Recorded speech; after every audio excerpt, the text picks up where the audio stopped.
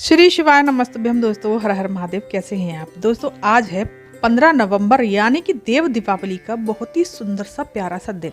ये देव दीपावली दोस्तों कार्तिक मास की पूर्णिमा के दिन ही देव दीपावली का पर्व मनाया जाता है। दोस्तों जो अमावस्या की दीपावली पड़ती है उस पर्व से भी ज़्यादा महत्वपूर्ण देव दीपावली मानी जाती है। दोस्तों अगर इस दिन हम 2 दीपक का उपाय करते हैं, 2 दीपक जलाते हैं, आपके घर से कभी भी धन लक्ष्मी संपदा की कमी नहीं होगी।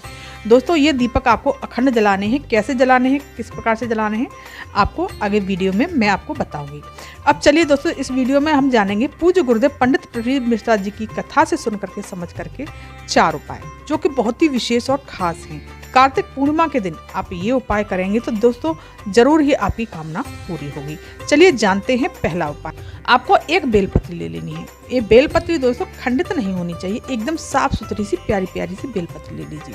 एक तांबे का कलश लेना है, उसमें जल भर लेना है अपनी रसोई से और उसमें थोड़ा सा गंगा जल जरूर डालिएगा। आपको ये शाम के समय पर, रात्रि के समय पर आपको ये उपाय कर लेना, शाम के समय पर करना है।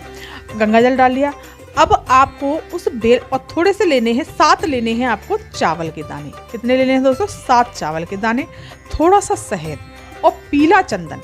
कार्तिक मास की पूर्णिमा को पीला चंदन जरूर समर्पित करना चाहिए। पीला चंदन भगवान श्री हरि विष्णु को, भोलेनाथ को ही, दोनों को ही प्रिय रहता है। तो आपको ये ले लिया। अब आपको क्या करना है, इसे लेकर के आपको सीधे देवादेव महादेव के शिव मंदिर शिवालय पहुंच जाइए।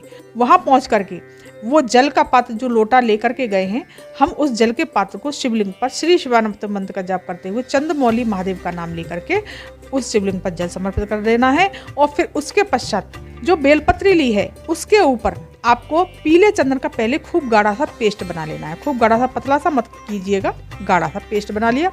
और बीच वाली पत्ती पर जो बेलपत्री की ली है उस पर आपको गाढ़ा गाढ़ा लेप कर देना है श्री शिवानंद मंत्र का जाप करते हुए।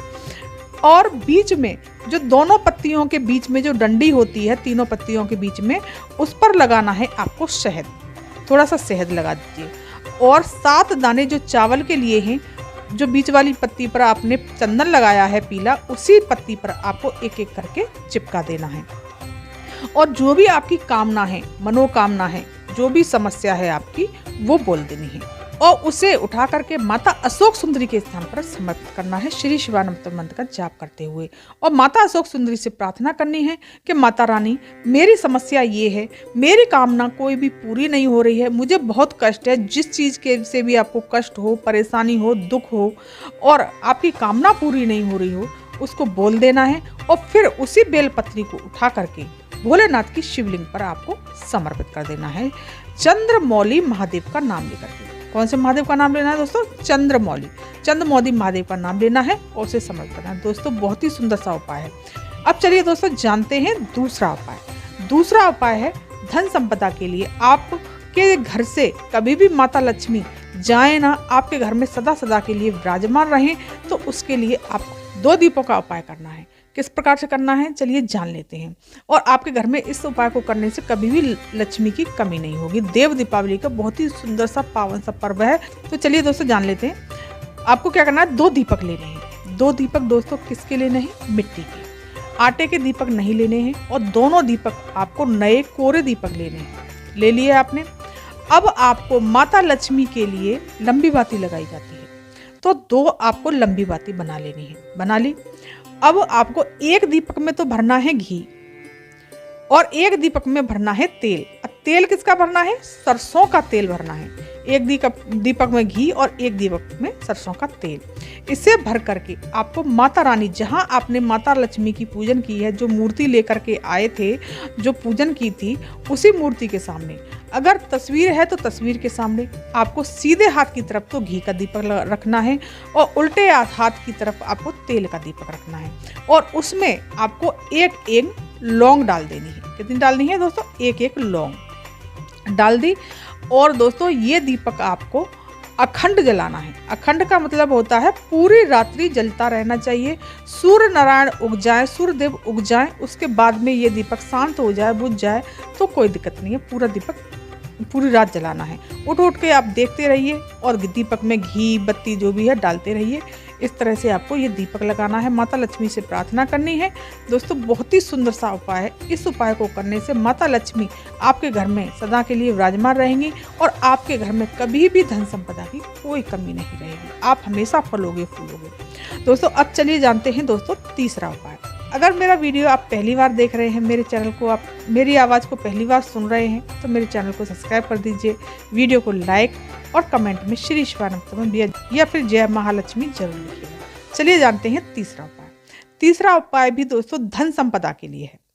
धन संपदा आपके यहाँ आ नहीं रही है, कर्जा बढ़ रहा है, लक्ष्मी से बहुत जुड़ी हुई समस्या है, क्योंकि कार्तिक मास का महीना है, कार्तिक पूर्णिमा पड़ रही है, देव दीपावली का दिन है। तो आपको क्या करना है, कमल गट्टा लेना है। कमल गट्टे कितने लेने हैं, 2 कमल गट्टे ले लिए। एक लेना है आपको बेलपत्री का पत्ता, खंडित नहीं होना चाहिए। ये तो मैं हर वीडियो में हर बार कहती हूँ, सुंदर सा प्यारा सा बेलपत्री का पत्ता हो, क्योंकि खंडित चीज़ भोलेनाथ को समर्पित नहीं की जाती। इस तरह से आपको एक बेलपत्री का पत्ता ले लिया और फिर आपको लेना है एक शमी का पत्ता। शमी का पत्ता जरूर लीजिएगा। एक तांबे का कलश लेना है, उसमें जल भर लेना है अपने घर से, उसमें थोड़ा सा गंगा जल जरूर डालिएगा। शाम के समय पर, प्रदोष काल के समय पर कभी भी करेंगे। अब आपको क्या करना है, 2 कमल के गट्टे लिए हैं ना आपने, आपको 1 कमल गट्टा उस जल के पात्र में डाल लेना है, जो जिसमें आपने जल भरा है उसमें डाल लिया। अब इसे लेकर के आपको देवादेव महादेव के शिव मंदिर शिवालय पहुंच जाना है। पहुंच गए, उत्तर दिशा की तरफ मुख करके खड़े हो जाना है। फिर आपको जो बेलपत्री ली है, आपको उसके ऊपर चंदन लगा देना है। थोड़ा सा चंदन की बिंदी लगा दीजिए, कैसा भी, लाल चंदन हो, पीला चंदन हो, सफ़ेद चंदन हो, जो भी चंदन हो, चंदन की बिंदी लगा दीजिए। और फिर समी का पत्ता, हमें सबसे पहले क्या करना है, समी का पत्ता आपको जहाँ से जल नीचे को गिरता है, अशोक सुंदरी के स्थान से जल नीचे गिरने ही वाला होता है। मैं इस वीडियो में बता रही हूँ कहाँ पर जल बिल्कुल नीचे गिरने ही वाला होता है, वहाँ पर आपको श्री शिवानंद मंत्र का जाप करते हुए वो समी का पत्ता वहाँ पर समर्पित कर देना है। और फिर जो बेलपत्री पर चंदन लगाया है उसे भोलेनाथ की शिवलिंग पर समर्पित करना है। डंडी का भाग अपने से विपरीत दिशा में, मतलब जलाधारी की तरफ आपको डंडी का भाग रखना है। और उसी के ऊपर आपको, अब आपके पास एक ही कमल गट्टा बचा है, 1 कमल गट्टा बचा है, उसी के ऊपर आपको रिद्धि सिद्धि का नाम लेकर के उस कमल गट्टे को समर्पित कर दीजिए उसी बेलपत्री के ऊपर। अब आपको धीरे धीरे जितनी स्लो मोशन में उस बेलपत्री और उस कमल गट्टे के ऊपर आपको रिद्धि सिद्धि माता का नाम लेकर के उस जल को धीरे धीरे समर्पित कर देना है।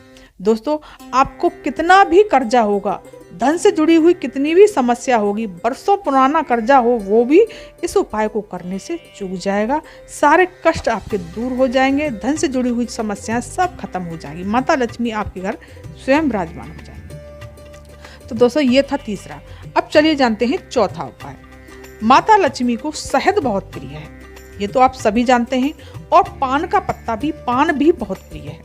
आपको कैसे भी एक पान का पत्ता लेना है, थोड़ा सा शहद लेना है, और जहाँ आपने माता लक्ष्मी की पूजन की है या आपके पास मूर्ति है, तस्वीर है, जो भी है आपके पास, उसके सामने आ जा करके बैठ जाना है। 1 घी का दीपक लगाना है, लंबी बाती का लगा लिया, और उस पान के पत्ते पर आपको शहद रखना है। शहद रखना है दोस्तों, बिंदी नहीं लगानी, ठीक है, माता रानी के भोग के लिए करना है ना, तो आपको शहद उसके ऊपर, पान के पत्ते के ऊपर रख लेना है। रख लिया, अब यही भोग आपको माता रानी के सामने समर्पित करना है। किसी प्लेट में, किसी भी चीज़ पर आपको माता रानी से क्या प्रार्थना करनी है, माता रानी ये अपना भोग स्वीकार करिए और आप मेरे घर में विराजमान करिए। इस तरह से आपको ये उपाय करना है। और फिर आपको क्या करना है, दूसरे दिन जब माता रानी को भोग लगा देंगे, दूसरे दिन उठेंगे तो वो पान का पत्ता आपको उठा करके या तो किसी आंवले के वृक्ष के नीचे पटक आइए, या फिर आपको बेलपत्री के वृक्ष के नीचे डाल देना है। दोस्तों बहुत ही सुंदर सा उपाय है। इन उपायों को आप कोई भी उपाय कर लीजिए, जो भी जैसी भी समस्या होगी आपकी वो जरूर दूर होगी। इन चारों उपायों में से कोई भी उपाय कर लीजिए। दोस्तों बहुत ही सुंदर से उपाय हैं। अगर मेरे वीडियो पर आप पहली बार आए हैं तो चैनल को सब्सक्राइब कर दीजिए। मेरी आवाज़ को पहली बार सुन रहे हैं तो लाइक, सब्सक्राइब और कमेंट में श्री शिवानंद या जय महालक्ष्मी अवश्य लिखिएगा। धन्यवाद।